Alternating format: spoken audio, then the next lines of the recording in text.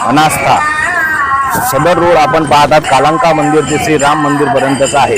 नवरात्री उत्सवात सुद्धा प्रशासनाने याकडे लक्ष न देता याची दुरुस्ती केलेली नाही। आपण पाहू शकता किती घाणेरड्या परिस्थितीत आहे। फक्त थोडा तुकडा मंदिरासमोर केला, हे फक्त दिखाव्यापुरतं मंदिरासमोरचं काम आहे।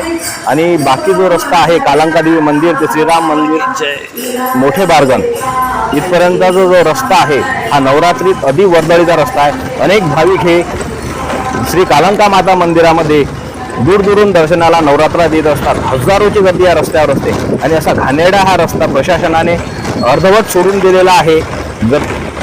हा रस्ता शॅन्क्शन सुद्धा झालेला आहे, परंतु तरी प्रशासनाने याच्याकडे जाणीवपूर्वक दुर्लक्ष केलेले आपल्याला याच्यावरून दिसून येत आहे।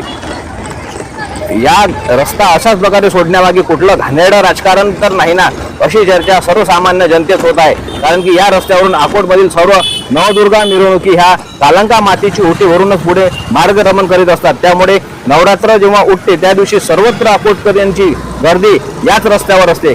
तरी हा रस्ता कुठल्या घाणेरड्या राजकारणाने बिलकुल बनवलेला नाही, नवीन तयार केला नाही, हे पाहणे अतिशय महत्त्वाचे आहे असे जनतेमध्ये चर्चेचा विषय ठरत आहे। तरी आपण पाहू शकता अतिशय दुर्गंधी